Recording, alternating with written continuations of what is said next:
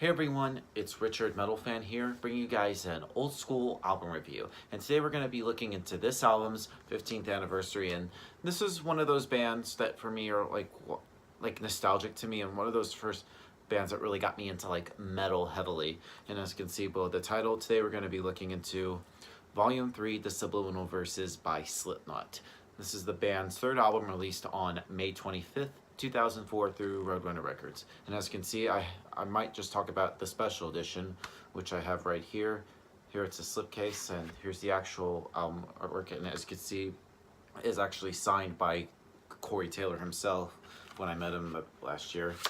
But yeah, now of course this is the band's third album, following up their previous two albums being their 1999 self-titled album, which I will review for the 20th anniversary next month, and of course, in my opinion, their best album, Iowa. But it was around that time after the Iowa cycle, there was like tension between the band, and so the band kind of went on a little hiatus between 2002 and 2003 with the members doing like side projects. But it wasn't until like near mid to late 2003 where they had regrouped together and recorded Volume 3 of Subliminal Verses, and they got Rick Rubin, who produced like Slayer and Beastie Boys, to produce this album.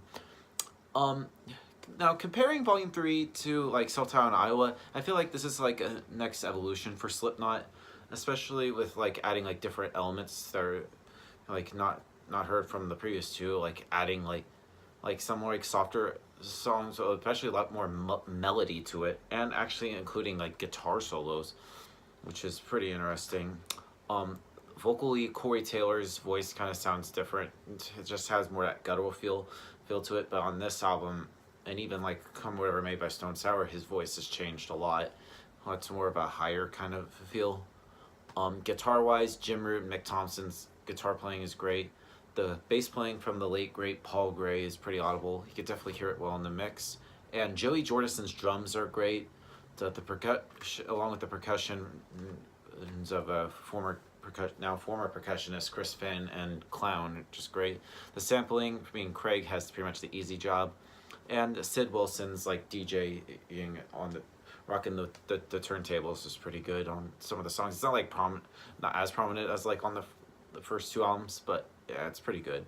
So yeah, without further ado, let's dive into this track by track. Now the album opens up with Prelude 3.0, which I think is one of their slow songs. The guitar, drums, and vocals and everything else goes together perfectly. And I think it's a pretty alright opening for the song. That's all can be said about this one song. Kind of gets a little bit repetitive, but it's alright. Then we go into The Blister Exists, and this is an example of their heavier songs from this album. The vocals are some of the heaviest on the album, and every once in a while that goes into singing. And it has some really great riffs in there. And then later on in the song, there's like a drum solo from Joey, and pretty much Sean and Chris sort of like do like marching band drums. So it pretty much goes pretty well with it. It's pretty good. Then we go into track 3, which is 3-0. I think it's cool. It's track 3-3-0, which is another example of one of the band's heavier songs on this album. Also kind of like The Blister Exists, the vocals kind of go with a little bit more of the singing. And this song and The Blister Exists are sort of in the same way, but it's still a very good song. Next up is Duality, and this is actually the first single off this album. And this is actually my introduction to Slipknot when I first heard them back in 2006 or so. And this is pretty much what made me a fan of the band, and Slipknot is still one of my favorite bands to this day. I feel like this song pretty much sticks out from the other songs. It's different from the others. I feel like the ending is kind of which kind of slows down. I don't know. But then we go into Opium of the People, which this song has a very cool beginning. Excuse me. It has an awesome guitar part in the beginning, like that I like very much. It has some pretty heavy vocals in there, and I like the singing part. Is pretty great. It's a great song. Just like the leads that Mick plays is just great. So yeah, next up is Circle, which the song starts off with some strange noises that kind of freak you out, and it has like an acoustic guitars come in, and Corey has some great singing vocals on this song, and this song really gets me. And it's perfect how Joey comes in with the drums at the end. It's a perfect song, and I just feel like I also consider this kind of like a little break, a little interlude over here. Then we go into Welcome, and honestly, I feel like this is my least liked song off the entire album. Although it's still a great song, and I like the guitar solo in it, but I just don't really think it's nothing that special. It doesn't get me as much as the rest of the songs on here. Then we go into Vermillion, which this song has a cool beginning. It's kind of sort of eerie a little bit, and this is like the creepiest song on the album besides like another song which we'll get into. And it's about a guy stalking a girl, but in the end it's a dramatic song. The guy in the song at least realizes the girl isn't real, it's all in his head. Especially like especially if you hear the lyrics, it goes, "She isn't real, I can't make her real." And this song has a very dramatic ending, and I love it. Once again, I think it goes all together perfectly, and it has a very cool guitar solo in it. And this song was also put out as a single.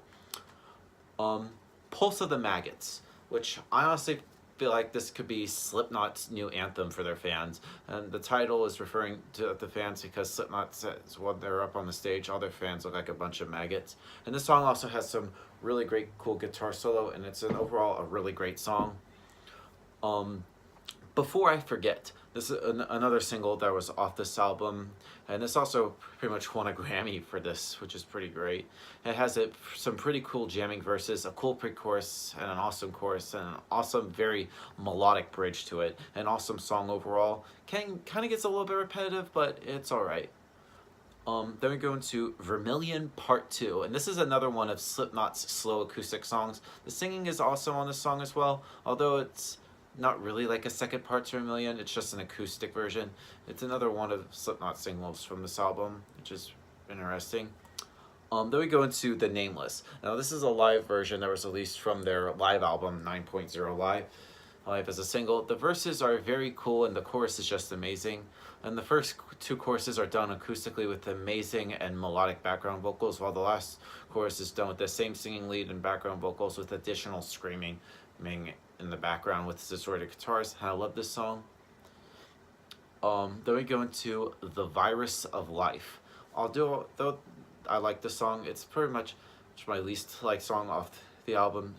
It's very slow and very creepy, very eerie. And then we go into Danger Keep Away. Like, this is the last song on the album, unless if you have like just the regular edition. It's another one of Slipknot's slower songs. It reminds me of an old church, and this is a perfect song to end the album with, and I really love it. And the part that says, "I'll die right next to you at the end, that place in my mind, it's that space that you call mind," really gets me. And so is the next part of the song, and it really gets me. Yeah, and I feel like that's why they would open it up with the song Prelude 3.0. So yeah, of course this actually has a second disc, which we'll talk to you about. Don't Get Close, which I thought was an alright song. Scream, which is actually, I honestly think that's a very underrated Slipknot track. It's really banging, and it just has a little where it starts, but that just goes boom, boom, very mid-paced tempo feel. Vermillion, which is actually a different mix by Terry Date. And it's a pretty alright song, but I prefer the original. I mean, it pretty much doesn't really change my thoughts on the other version. And then there's actually a full-length version of Danger Keep Away. It's a little bit of a longer version, and it has some additional vocals from a clown, which is pretty interesting. But yeah. And then it actually has some live tracks, the two being like The Blister Exists and 3-0, which of course it's still the same as like on the recorded version, so my opinion doesn't change on those. A live version from Disaster Piece, which actually is the audio is taken from their Disaster Pieces live DVD that they did in London in 2002. And then a live version of People Equal Shit, which I actually like this version a lot better than the album version. Well, I like it equally. So overall, Volume 3, The Subliminal Verses by Slipknot, it's a pretty good album. So if I were to give this album a score, I'm probably going to give this probably an 8.5 out of 10. So yep, that's my review of it. Let me know in the comments what you guys think about it, and I'll see you all in the next video. And also, if anybody next Friday's is going to see Mastodon at the Roxy in Atlanta, I will be there. I got VIP to meet them. So yeah, just want to let you all know, if you find me, just come up, say hi. obviously high, but yeah. Thank you guys for watching. See you all in the next video, and as always, keep it metal.